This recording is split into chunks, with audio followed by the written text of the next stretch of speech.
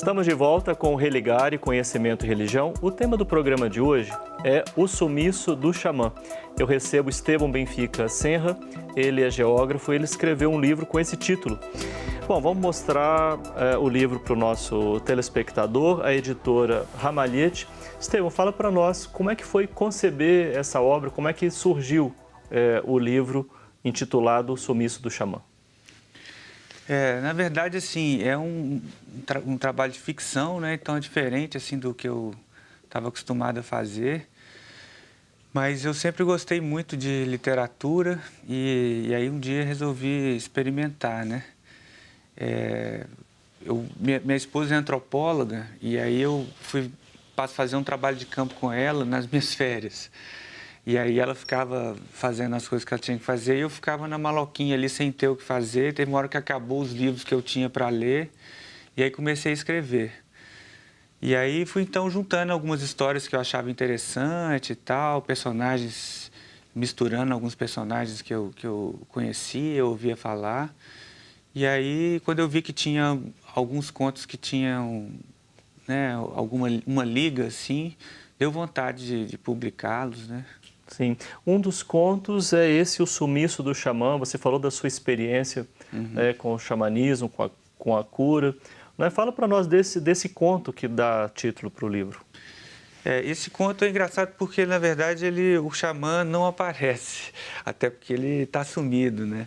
Então, é um conto que é da perspectiva de um rapaz que convidou um xamã para um encontro sobre saúde. E ele tinha reservado um espaço para discutir técnicas alternativas de cura, essas coisas, na Venezuela. É da perspectiva de um venezuelano. E ele recebe esse xamã e ele deixa o xamã no aeroporto, mas logo depois ele recebe uma ligação dizendo que o xamã não apareceu no Brasil. Então conta um pouco essa aflição desse rapaz tentando descobrir aonde o xamã está. E aí, meio que nessa coisa, ele acaba ligando para a chefe dele, que é a ministra da saúde da Venezuela, né? E ela diz que aí ela vai consultar o guia espiritual dela e o guia espiritual tem um vislumbre que o xamã estaria passeando numa praia com uma mulher. Então ele vai correndo para uma praia próxima do aeroporto ali de Caracas, que é uma zona super perigosa. Então a história vai desenvolvendo nessa... Sim, o livro ele traz 12 contos, isso. Não é isso? Você identificaria assim, temas desses 12? A gente não consegue falar os 12 contos, mas você identificaria assim, alguns temas que o leitor vai encontrar nesses contos, ou em alguns deles, não? É difícil, assim, porque eu acho que não é muito... A coisa não é muito tema, talvez, né? Talvez o tema principal dos contos tenha a ver com essa coisa desse território, desse espaço meio de fronteira, onde esses encontros acontecem, né? Esses encontros de sociedades diferentes, pensamentos diferentes. Então tem desde contos narrados um pouco na perspectiva, na primeira pessoa, na perspectiva de um indígena que sofre uma espécie de um derrame e aí depois vai ter que descobrir o que acontece, até um conto que narra também um rapaz de classe média do Sudeste que tem uma crise existencial aos 40 anos e decide fazer uma viagem pelos 4 pontos cardeais do Brasil. E aí nisso ele acaba se dando um pouco mal assim, na última caminhada em direção ao ponto mais norte do Brasil. Você falou que um dos pontos da sua experiência com os Yanomami que chamou a atenção é o humor. Você acha que há a presença de elementos da cultura Yanomami no seu livro? Eu acho que sim.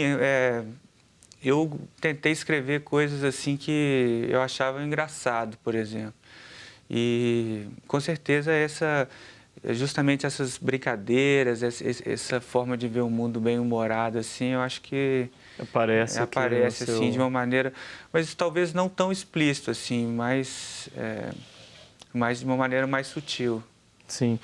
Olha, você disse que ainda não teve oportunidade de deixar o livro lá com as pessoas com as quais você conviveu. Como é que você imagina assim, a recepção do seu livro, seus amigos, né, que você ainda mantém contato lá?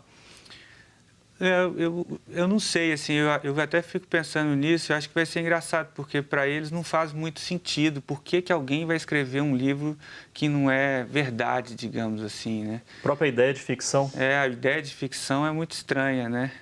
Então, eu já comentei, assim, um pouco sobre isso, eu tentei dar exemplos eu falei assim, é igual contar uma piada, assim, na verdade, essa experiência nada mais, nada menos do que alguns casos reunidos, assim, desses casos que a gente gosta de contar um para o outro no meio do mato, né?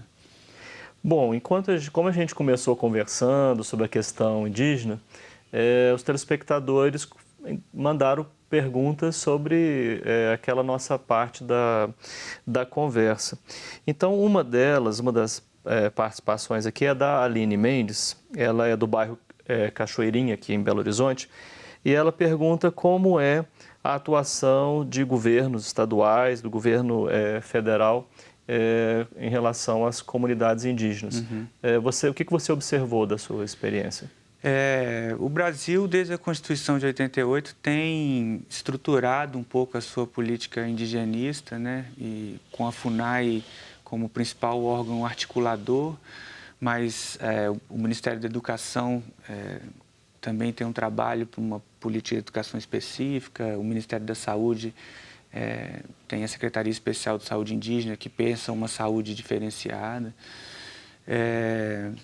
De modo geral, as políticas são bem desenhadas, tem gente muito legal trabalhando, né, em vários desses órgãos, mas ultimamente, nos últimos anos, a gente infelizmente tem observado um certo desmonte dessas políticas, né, uma desvalorização desse trabalho.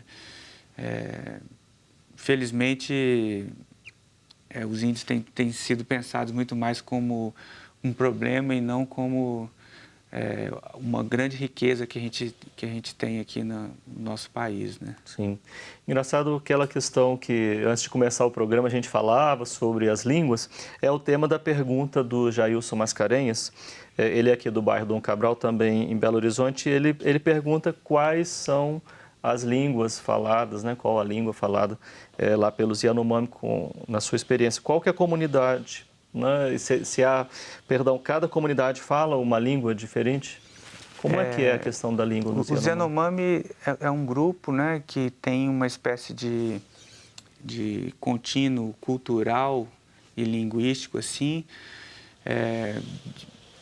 que a gente chama de família linguística Yanomami. Mas dentro dessa família você tem 6 línguas diferentes, como se fosse um português, espanhol, francês, e dentro de uma família latina, assim, né? E aí a língua Yanomami, essa família Yanomami é tida como uma família linguística isolada. Ela não tem semelhança com outras famílias de línguas indígenas que tem no Brasil, como, por exemplo, a família Tupi, na verdade. Sim. É um tronco linguístico, né? Sim. Tupi ou tronco linguístico G. Sim, sim. Bem, o Felipe Espanha, do Planalto, pergunta o que, do ponto de vista cultural, mais chamou a sua atenção, se algum ritual te chamou a atenção. Eu gosto muito de modo geral, assim, das festas, né, que o pessoal costuma fazer. Uma coisa que me marca muito é a coisa do ritual de despedida que eles fazem das pessoas quando eles morrem, né? Que quando uma pessoa morre, eles fazem uma grande festa, convida todas as pessoas que conheceram essa pessoa e eles fazem uma festa e choram pela última vez. E depois que passou essa festa, não pode mais pronunciar o nome, nem pronunciar o nome da pessoa. Da pessoa, isso. chamou a atenção. Isso me chamou a atenção. Olha, a gente está acabando, mas eu não queria deixar de apresentar a pergunta do Juan Nazaré aqui em Belo Horizonte. Ele pergunta por que os povos nativos americanos são tão diferentes de outros povos mundo afora.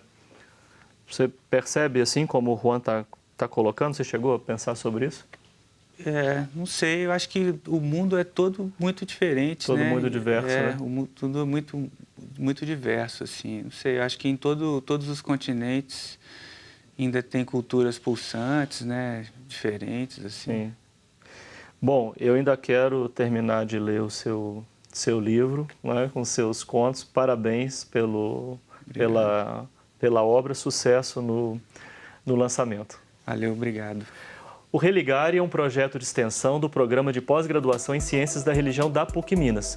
Você pode conhecer mais sobre as nossas atividades, os nossos cursos de graduação à distância, especialização, mestrado e doutorado em Ciências da Religião, acessando a página pucminas.br/ppgcr. Muito obrigado pela sua companhia. Semana que vem nós voltamos ao vivo com mais um Religare Conhecimento e Religião. Um abraço muito cordial e até lá.